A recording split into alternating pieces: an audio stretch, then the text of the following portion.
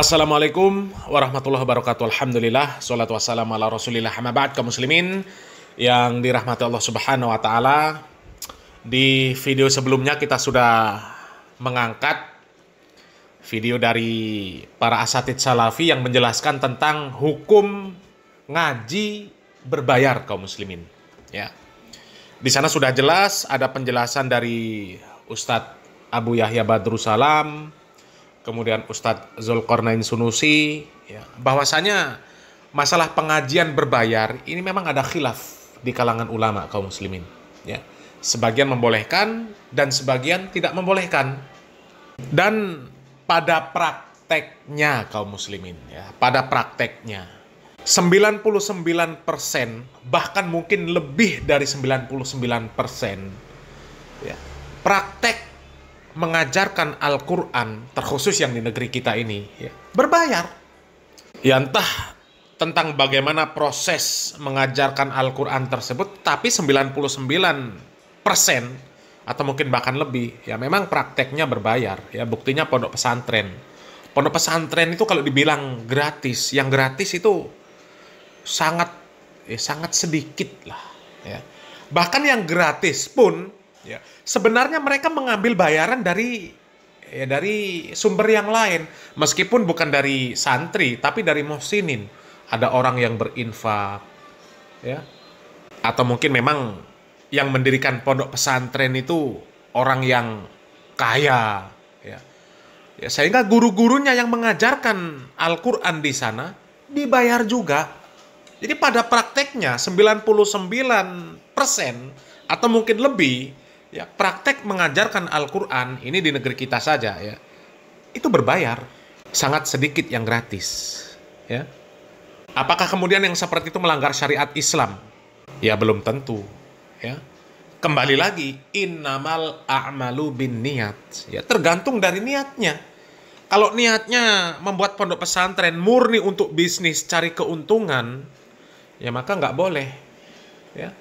Tapi memang kalau niatnya benar, ya, membuat pondok pesantren itu berbayar, ya, kemudian untuk kemaslahatan, untuk biaya operasional, ya nggak ada masalah. Karena kalau nggak bayar, ya nggak jalan operasional, ya. Tapi kalau 100% itu untuk bisnis, maka ini nggak boleh.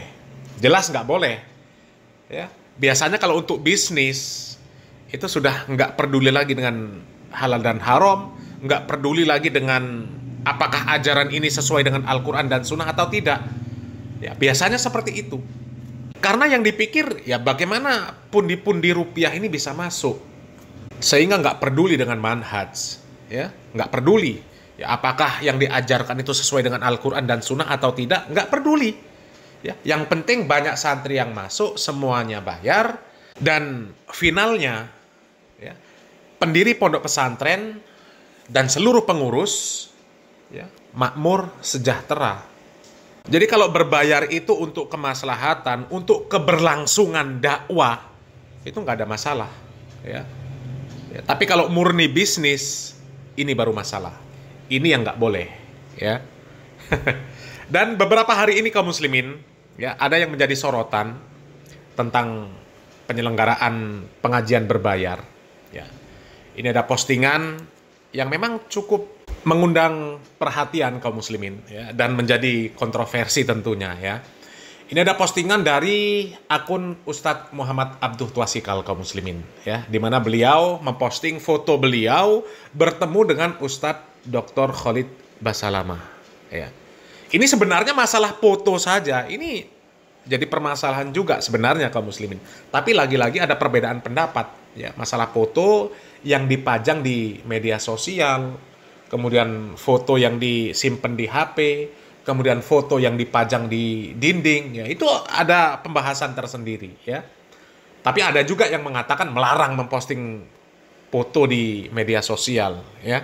Bahkan ada yang sampai kemudian bersikukuh, ya, berdalil nggak boleh karena ini menjadi penyebab ain dan sebagainya, ya. Tapi kita nggak membahas itu, ya. Ini kaum muslimin, ya. Bertemu sang guru di Ajwad Resto, menyulam cinta untuk Sofiah Jurni. Pagi itu kami berangkat ke Jakarta dengan salah satu misi besar menghadirkan program terbaik dari majelis binaan kami, Majelis Taklim Sofiah Solehah, bertema Mahabbah. Ya. Kepada guru yang kami cintai dan hormati, Ustadz Dr. Khalid Z.A. Basalama, pertemuan penuh hikmah itu berlangsung di Ajwat Resto, tempat khas dengan aroma rempah dan nuansa Timur Tengah yang kental. Di sela santapan yang Masya Allah lezat, kami berbincang hangat, kami bukakan lembar demi lembar konsep acara, memperlihatkan isi buku yang akan dibedah, serta menyampaikan harapan besar kami untuk dakwah cinta ini. Alhamdulillah, beliau berkenan menjadi pembicara utama pada Jumat sampai Sabtu 27 sampai 28 Juni 2025. Hari ini dimulai kaum muslimin ya. Sofiah Journey Jogja Expo Center ya, JEC. Bersama para asatidz lainnya, Ustadz Khalid akan membedah buku Mahabbah, sebuah karya yang menyentuh tema paling mendasar dalam hidup ya. Cinta, cinta kepada Allah, cinta kepada Rasulnya, dan cinta kepada sesama dalam bingkai iman. Ya. Sudah daftar atau masih menimbang-nimbang? Kalau ingin merasakan momen puncak Sabtu nanti, ajak pasangan atau keluarga Anda hadir. Jangan ragu, biaya yang Anda keluarkan insya Allah menjadi investasi abadi untuk ilmu, untuk hati, untuk cinta yang lurus di jalannya. Ya. Ini follow Instagram kami ini, agar Anda tidak tertinggal info penting, jadwal lengkap, dan inspirasi dakwah dari para narasumber. Terbatas, segera amankan tiket Anda sebelum kehabisan. Jangan sampai hanya jadi penonton di momen yang bisa mengubah hidup Anda. Ini kaum muslimin ya. Ini ada pertanyaan. Ustadz, mungkin bisa dikasih alasan kenapa harus di JEC pelaksanaannya ya, bukan di masjid? Jawaban dari Ustadz Muhammad Abduh ya, jamaah 5.000, nggak ada masjid yang muat di Jogja. Acara dari pagi sampai sore, ganggu kenyamanan di masjid ya, berbagai pertimbangan lainnya juga ada ya. Monggo daftar saja. Ya ini. Jadi alasan ya, salah satunya alasannya ini jamaahnya 5.000 kaum muslimin ya. Jadi nggak bisa ditampung di masjid ya, nggak ada masjid yang muat di Jogja itu untuk menampung 5.000 jamaah ya. Kemudian di hari sebelumnya ya, Ustadz Muhammad Abduh memposting yang mungkin ini ada kaitannya dengan pengajian ini yang diselenggarakan di JEC ya. Ini harga buku 20.000 untuk kajian, makan 10 kali untuk 4 hari kajian. Nah ini 4 hari ya, sementara tadi postingan 2 hari ya, hari Sabtu dan hari Jumat ya. Kemudian ditarik biaya hanya 20.000, biar peserta bisa komitmen. Kalau nggak mampu bayar, bisa gratis juga deh. Ya. Menurutmu masalah nggak yang seperti ini? Nah, ini kaum muslimin. Ya, ya kalau tiket untuk yang di JEC, tiketnya berapa? Wallahu a'lam bishawab kaum muslimin. Apakah 20.000 ini atau lebih? Ya, wallahu a'lam, kita nggak ngerti kaum muslimin. Ya. Yang jelas kalau kita menyikapi yang seperti ini ya, kita berhusnuzon. Ya memang disebutkan di sana masjid nggak ada yang muat untuk menampung jamaah yang segitu banyak. Ya. Kemudian menyewa gedung JEC itu juga pasti mengeluarkan biaya ya, yang tidak sedikit. Jadi kalau peserta itu membayar, itu untuk kemaslahatan ya, untuk mereka ya, dari mereka untuk mereka, yang nggak ada masalah. Nggak ada masalah.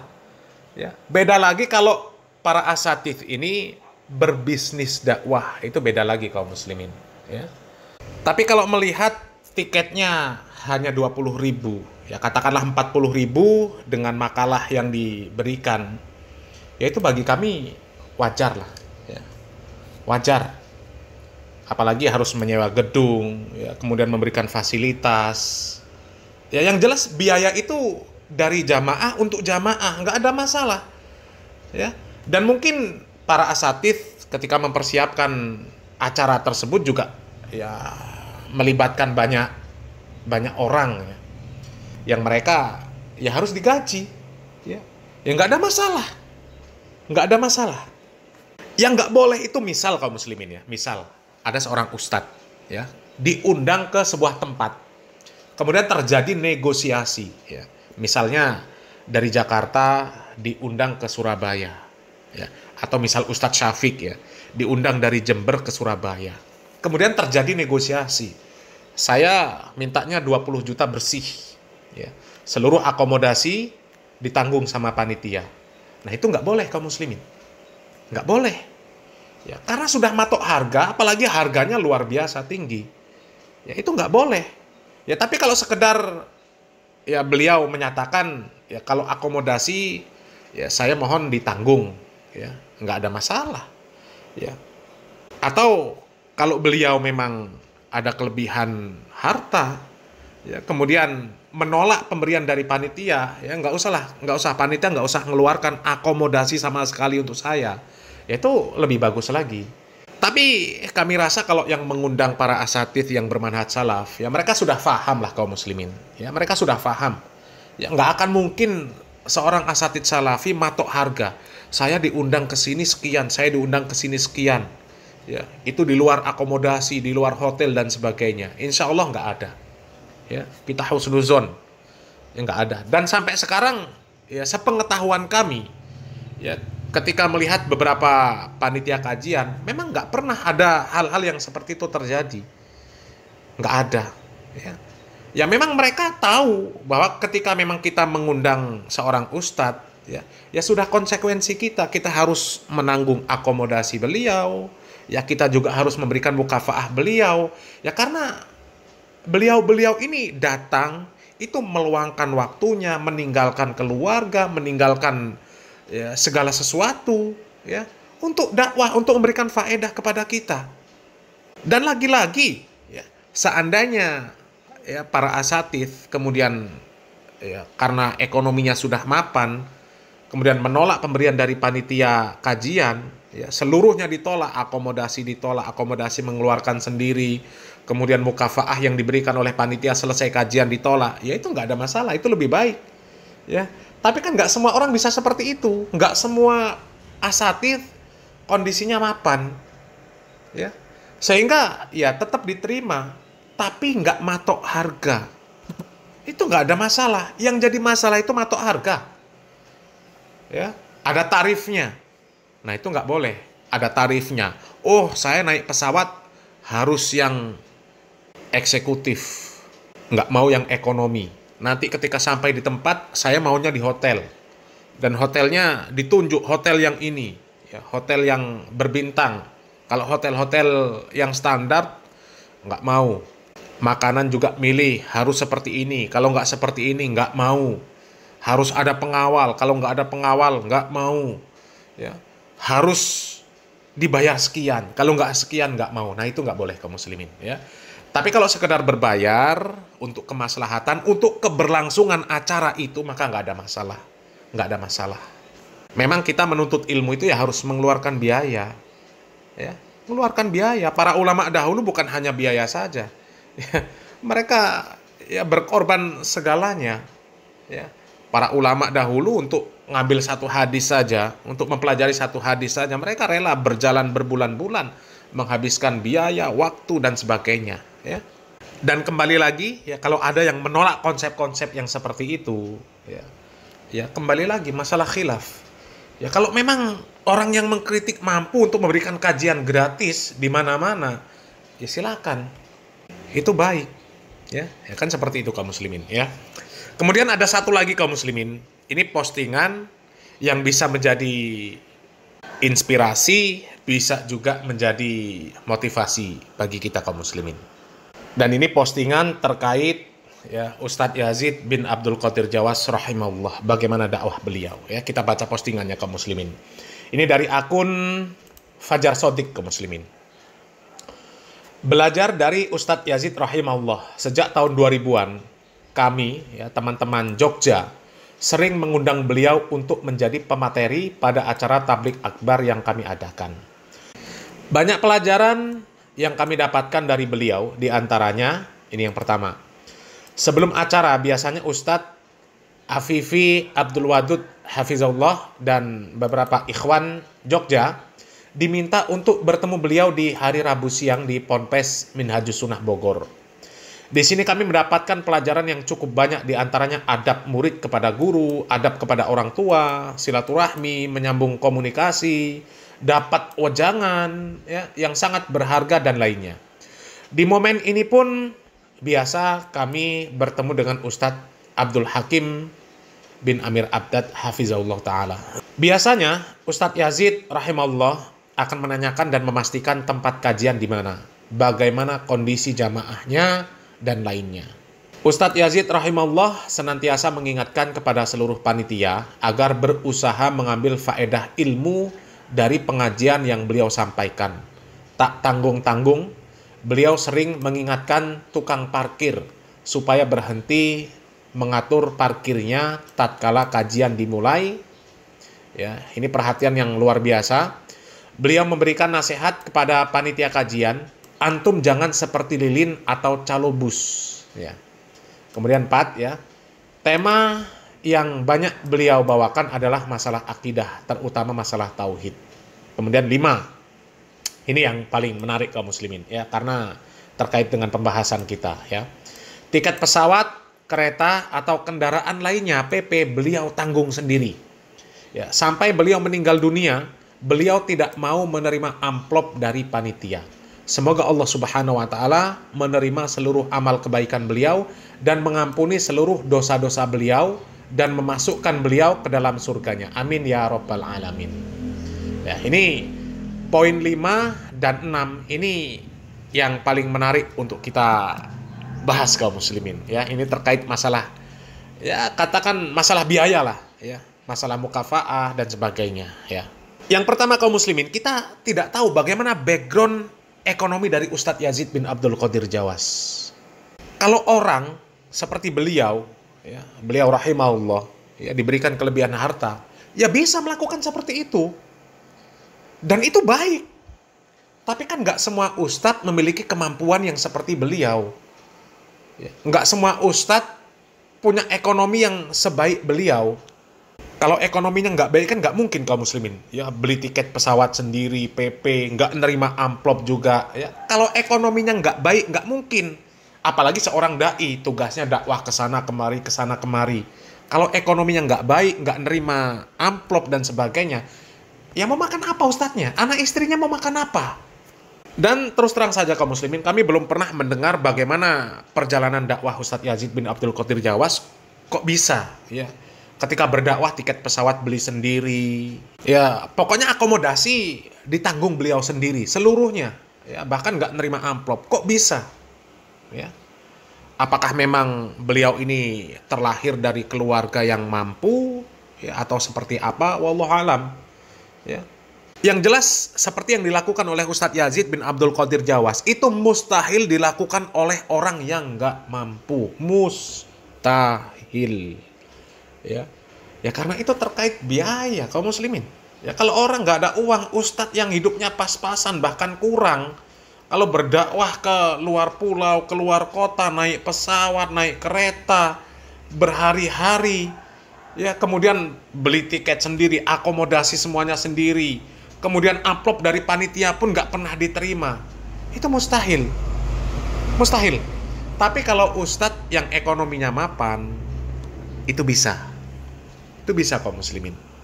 Jadi kita nggak bisa serta-merta ya, menyanjung Ustadz Yazid bin Abdul Qadir Jawas dengan apa yang beliau lakukan tanpa kita mengetahui bagaimana proses sehingga beliau bisa seperti itu. Kemudian kita merendahkan para asatidz yang mau nerima amplop, yang ketika perjalanan dakwahnya ditanggung sama panitia penyelenggara.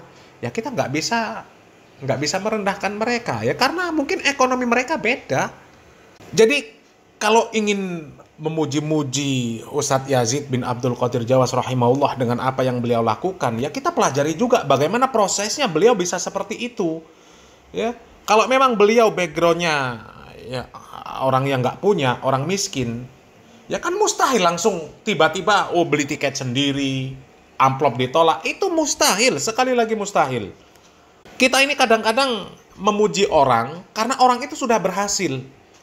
Orang sudah berhasil kita puji-puji, ya, tanpa kita tahu prosesnya. Ya. Kadang-kadang orang yang melihat orang yang sedang berjuang, ya, belum berhasil, kita merendahkan perjuangannya. Ya, ketika berhasil kita memuji-muji. Ya, biasanya seperti itu kaum muslimin. Jadi kalau analisa kami, ya, kenapa Ustadz Yazid bin Abdul Qadir Jawas bisa seperti itu? Yang pertama, ya, yang jelas Ustadz Yazid bin Abdul Qadir Jawas dari awal memang ekonominya sudah mapan. Ya. Kalau Ustadz Yazid bin Abdul Qadir Jawas ekonominya nggak mapan, ya otomatis di awal-awal dakwah beliau nggak seperti ini. Ima beliau di awal-awal itu, ya, lebih fokus kepada usaha, memapankan ekonomi, ya. Atau bisa juga di awal-awal Ustadz Yazid bin Abdul Qadir Jawas ya nerima juga mukafaah dari kaum muslimin. Kemudian dari mukafaah yang diberikan oleh kaum muslimin itulah kemudian beliau kembangkan, dijadikan usaha, dan kemudian usahanya berkembang, ada hasil. Akhirnya dengan hasil, dengan kondisi ekonomi beliau yang mapan, beliau bisa melakukan yang seperti itu. Ya. Jadi analisanya ya cuma itu saja kaum muslimin. Karena nggak mungkin BEM salah BEM, ya, tiba-tiba Ustadz Yazid bin Abdul Qadir Jawas, ya, dengan kondisi yang nggak punya, tiba-tiba bisa berdakwah dengan cara yang seperti itu, ya, akomodasi dakwah kemana-mana ditanggung sendiri, amplop nggak terima, itu kan nggak mungkin. Ya, makan dari mana? Ya, jatuh dari langit, kan mustahil.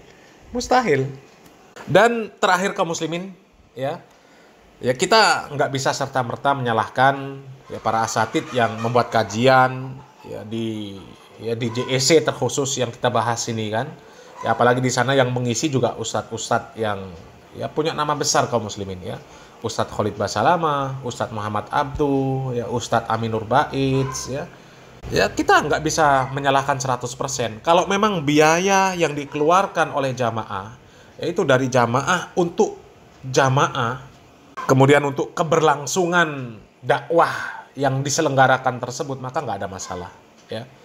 Kecuali di sini, ya, karena penyelenggaranya Ustadz Aminur Baits, ya, kemudian mengundang Ustadz Khalid, mengundang Ustadz Aminur Baits. Nah, Ustadz Aminur Baits dan Ustadz Khalid Basalamah mematok harga harus sekian. Nah, itu nggak boleh. Ya, sehingga itu membuat Ustadz Muhammad Abduh menjual tiket dengan harga tinggi. Ya, karena untuk bisnis tadi, untuk membayar Ustadz, ya, dengan ketentuan nominal yang ditentukan tadi, ya, maka itu nggak boleh. Ya. Tapi sekali lagi, kalau sebatas itu membeli tiket, ya, untuk kemaslahatan, untuk kesuksesan dakwah tersebut, maka itu bagi kami nggak ada masalah. Ya, mungkin ini saja yang bisa kami bahas kaum muslimin, ya. Kalau nanti ada tambahan kita bahas lagi, ya. Mudah-mudahan bermanfaat. Barakallahu fikum. Wassalamualaikum warahmatullahi wabarakatuh.